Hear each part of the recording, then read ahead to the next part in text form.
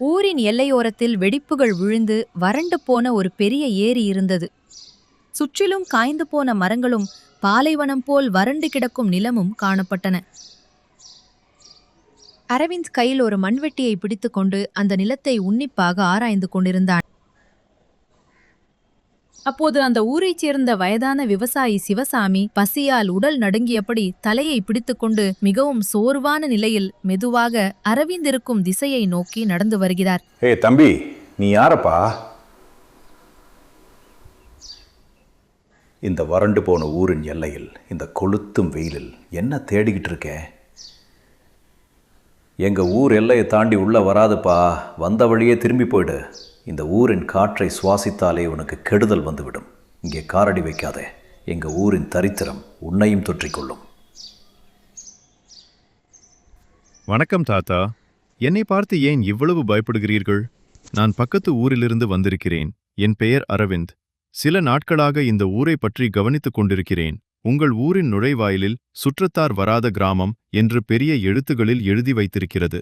இன்றைய காலத்திலும் உறவினர்களும் நண்பர்களும் வராத ஊர் என்று ஒன்று இருக்குமா தாத்தா?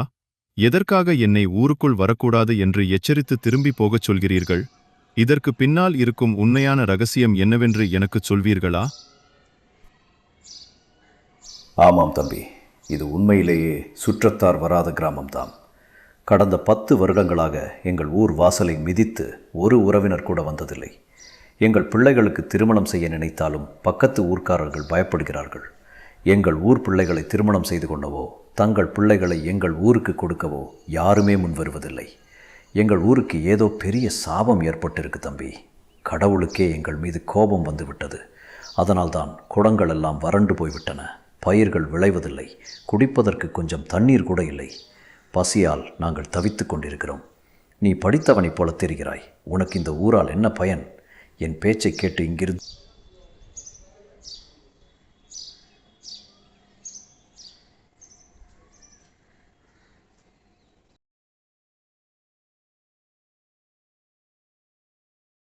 பல வருடங்களாக தூர்வாராமல் எவ்வளவு உயரத்திற்கு மண்ணும் குதிரைக்கால் பாசியும் சேர்ந்திருக்கிறது. மழை பெய்தால் தண்ணீர் தேங்கி நிற்பதற்கே இங்கே இடமில்லை. வானத்திலிருந்து அமிர்தம் போல பொழியும் மழை நீர் முழுவதும் வீணாக ஓடிப்போகிறது.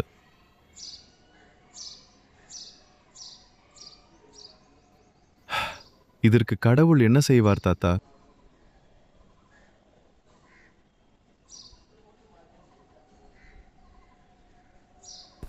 அது அப்படிலாம் இல்லை தம்பி. எங்கள் ஊர் பெரியவர் பூபதி ஒவ்வொரு வருடமும் சாப விமோச்சனம் கிடைக்க வேண்டும் என்று சிறப்பு பூஜைகள் நடத்துகிறார். ஊர் மக்களிடமே காணிக்கை வசூல் செய்து அதை சேர்த்து கடவுளுக்கு காணிக்கையாக கொடுக்கிறார். ஆனாலும் மழை பெய்வதில்லை. நிலத்தடி நீரும் முற்றிலும் பற்றி போய்விட்டது. இதெல்லாம் தெய்வத்தின் கோபம்தான் தம்பி. உனக்கு தெரியாது. படித்தவர்களுக்கு இதெல்லாம் புரியாது. தாத்தா, பூஜைகள் செய்தால் குளங்களில் தண்ணீர் வராது. நாமே கஷ்டப்பட்டு உழைத்தால்தான் தண்ணீரை சேமிக்க முடியும். உங்கள் ஊர் மக்கள் பசியிலும் வறுமையிலும் தவித்துக் கொண்டிருக்கிறார்கள். இப்படிப்பட்ட நிலையில் உறவினர்கள் வந்தால் அவர்களுக்கு சாப்பிட உங்கள் வீட்டில் ஒரு கைப்பிடி அரிசியாவது இருக்கிறதா? தாகம் எடுத்தால் குடிப்பதற்கு நல்ல தண்ணீராவது இருக்கிறதா? எதுவுமே இல்லாதபோது பசியால் வாடும் உங்கள் முகங்களை பார்த்து மனம் கலங்கித்தான் உறவினர்கள் இந்த ஊருக்கு வராமல் இருக்கிறார்கள். அது எந்த சாபத்தினாலும் அல்ல. என்னை நம்புங்கள் தாத்தா. இந்த ஊரை மீண்டும் பசுமையாக மாற்றுவதற்கான வழி என்னிடம் இருக்கிறது. இந்த வறண்ட நிலம் மீண்டும் பசுமையான பயிர்களால் செழிக்கும். நீங்கள் எனக்கு துணையாக வருவீர்களா? நிஜமாகவே இந்த ஊர் மாறுமா தம்பி? 10 வருடங்களாக எங்களை வாட்டும் இந்த வறட்சி தீருமா? என் பேச்சை கேள். நீ இந்த ஊரின் தண்ணீர் பிரச்சனையை தீர்த்து வைத்தால் உன்னை எங்கள் ஊரின் தெய்வமாகவே வணங்குவோம். வா, முதலில் ஊர் பெரியவர் பூபதியிடம் சென்று பேசலாம். அவரிடமே எல்லாவற்றையும் தெளிவாக சொல்லிவிடலாம். சிவசாமி அரவிந்தை அழைத்து கொண்டு ஊருக்குள் சென்கிறார். ஊரின் ரச்சபண்டா அருகிலுள்ள பெரிய வேப்ப மரத்தின் அடியில் ஊர் பெரியவர் பூபதி கர்வத்துடன் மீசையை முறுக்கிக் கொண்டு அமர்ந்திருக்கிறார். அவரை சுற்றிலும் சில ஊர் மக்கள் சோகமாகவும் நம்பிக்கை இழந்த நிலையிலும் நின்று கொண்டிருக்கிறார்கள். சிவசாமி அரவிந்தை அழைத்துக் கொண்டு பூபதியின் முன் வந்து நிற்கிறார். ஏய் சிவசாமி, இவன் யாரப்பா? நம்மூர் எல்லைக்குள் பக்கத்து ஊர்க்காரனை ஏன் அழைத்து வந்திருக்கிறாய்? நம்மூருக்கு இருக்கும் சாபம் இவனையும் பிடித்துக்கொள்ளும் என்று தெரியாதா? உடனே இவனை வெளியே அனுப்பிவிடு. வெளியூர்க்காரர்களுக்கு இந்த ஊரில் இடமில்லை. ஊர் பெரியவரே, படித்தவர்கள் முன்னாலும் உண்மை தெரிந்தவர்கள் முன்னாலும் இந்த சாப நாடகத்தை நிறுத்துங்கள். இந்த ஊர் மக்கள் அப்பாவிகள், சூது வஞ்சகம் தெரியாதவர்கள். அதனால்தான் நீங்கள் சொல்லும் பொய்கள் அனைத்தையும் நம்பிக்கொண்டிருக்கிறார்கள். கடந்த 10 வருடங்களாக இந்த ஊர் குளத்தை தூர்வாரவும் கால்வாய்களை சீரமைக்கவும் அரசு ஒதுக்கிய நிதி எல்லாம் என்ன ஆனது பெரியவரே? அந்த பணத்தை உங்கள் சொந்த வீட்டிற்கும் உங்கள் ஆடம்பர வாழ்க்கைக்கும் பயன்படுத்திவிட்டு ஊர் மக்களிடம் மட்டும் தெய்வத்தின் சாபம் என்று பொய் சொல்லிக் கொண்டிருக்கிறீர்களா?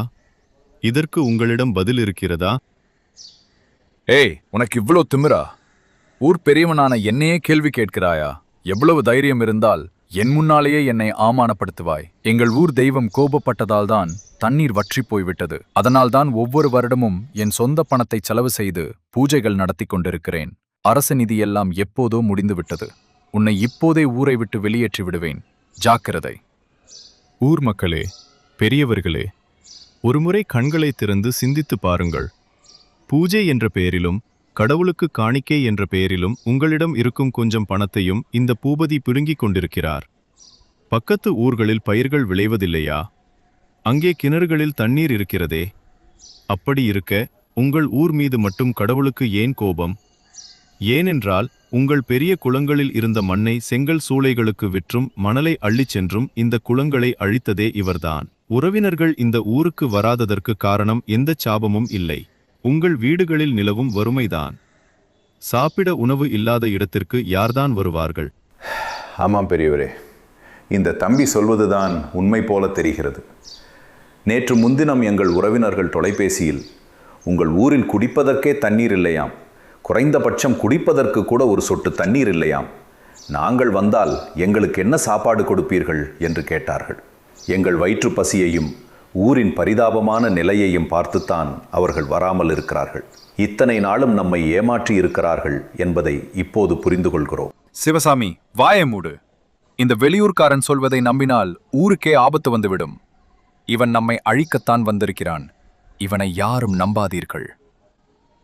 பெரியவரே, இன்னும் பொய்களைச் சொன்னால் ஊர் மக்கள் சும்மா இருக்க மாட்டார்கள். நான் உங்களுக்கு ஒரு சவால் விடுகிறேன். இன்று முதல் சரியாக 1 மாத காலம் இந்த ஊர் மக்கள் அனைவருடனும் சேர்ந்து அந்த குளத்தை தூர்வாரப் போகிறேன். சுற்றியுள்ள மலைகளிலிருந்து வரும் மழைநீர் குளத்திற்குள் வந்து சேரும் வகையில் கால்வாய்களையும் வெட்டுவேன்.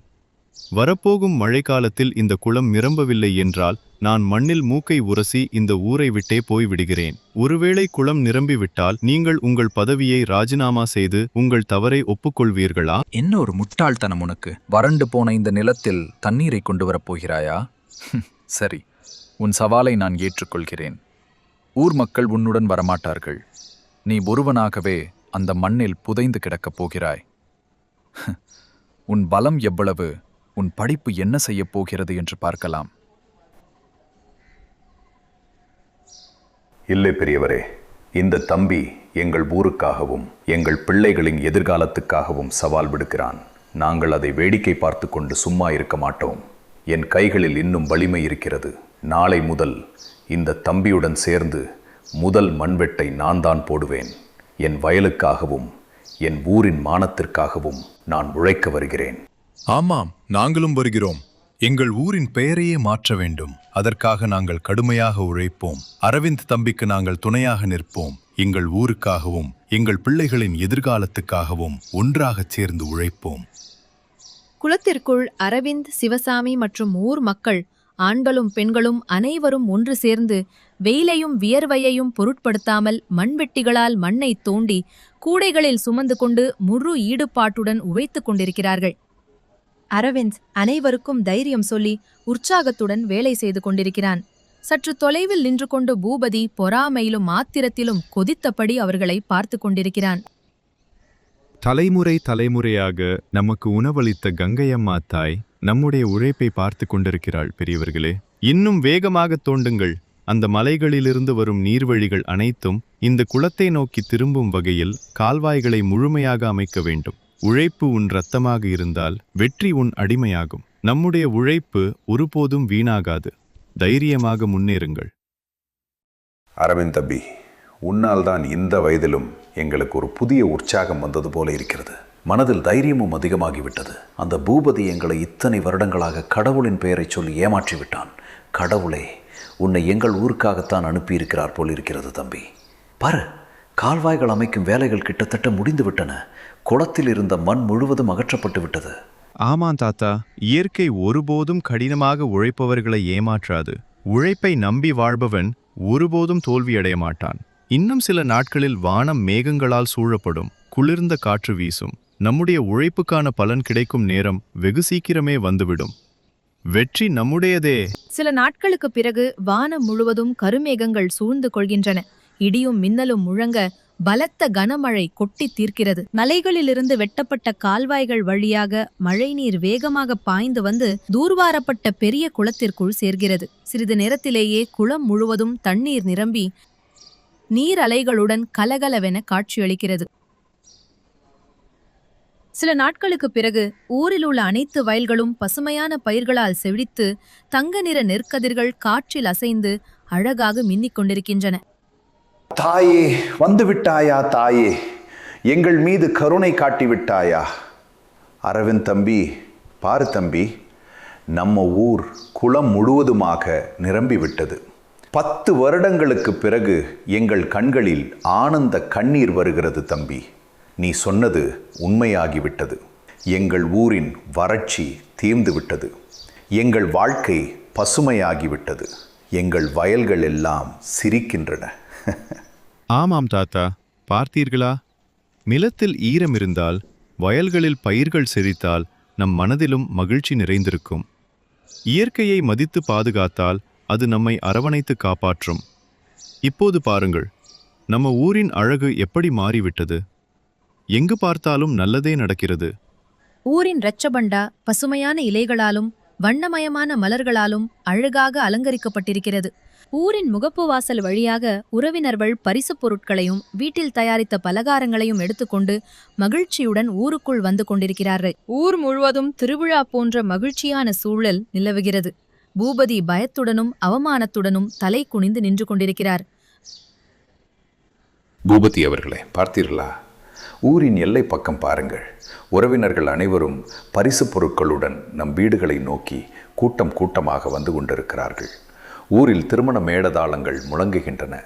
நம் ஊரை பிடித்திருந்த சாபம் தெய்வத்தினுடையதல்ல, உங்களைப் போன்ற சுயநலக்காரர்களுடையது என்பதை இன்று அனைவரும் புரிந்து கொண்டார்கள். உங்கள் சவாலில் நீங்கள் தோற்றுவிட்டீர்கள். இப்போதே உங்கள் பதவியை ராஜினாமா செய்யுங்கள். என்னை மன்னித்து விடுங்கள் ஊர் மக்களே. என் பேராசைக்காகவும் சுயநலத்திற்காகவும் அரசு பணத்தை தவறாக பயன்படுத்தி உங்களிடம் மூட நம்பிக்கைகளைச் சொல்லி இத்தனை பெரிய தவறு செய்துவிட்டேன். இன்று முதல் அரவிந்த் தம்பிதான் நம் ஊரின் பெரியவர். என் தவறை ஒப்புக்கொண்டு இந்த பதவியிலிருந்து விலகுகிறேன். என்னை மட்டும் ஊரை விட்டு வெளியேற்றி விடாதீர்கள் பெரியவர்களே. நமக்கு தேவையானது பதவிகள் அல்ல, பசுமையான உறவுகள்தான். இயற்கையை நம்பியும் உழைப்பை நம்பியும் வாழ்ந்தால் எந்த ஊரும் மகிழ்ச்சியாக இருக்கும். ஒற்றுமையே மகாபலம். இன்று முதல் உங்கள் ஊர் பலகையில் இருக்கும் சுற்றத்தார் வராத கிராமம் என்ற பெயரை அகற்றிவிட்டு பசுமையான உறவுகளின் கிராமம் என்று எழுதுங்கள். நீ எங்கள் ஊரின் தண்ணீர் பிரச்சனை மட்டும் தீர்க்கவில்லை தம்பி. துண்டிக்கப்பட்ட எங்கள் உறவுகளையும், எங்கள் ஊரின் மரியாதையையும், எங்கள் முகங்களில் இருந்த புன்னகையையும் மீண்டும் கொண்டு வந்து விட்டாய். நீ எங்கள் ஊரின் பிள்ளை தம்பி. உனக்கு நாங்கள் செய்த நன்றி கடனை இந்த பிறவியில் ஒருபோதும் தீர்க்க முடியாது. மனித முயற்சி, சமயோசிதமான சிந்தனை, ஒற்றுமை மற்றும் இயற்கையை பாதுகாக்கும் நல்ல குணம் ஆகியவை எத்தகைய வறட்சியையும் விரட்டியடித்து வாழ்க்கையில் மீண்டும் பசுமையையும் உறவுகளையும் கொண்டுவரும்.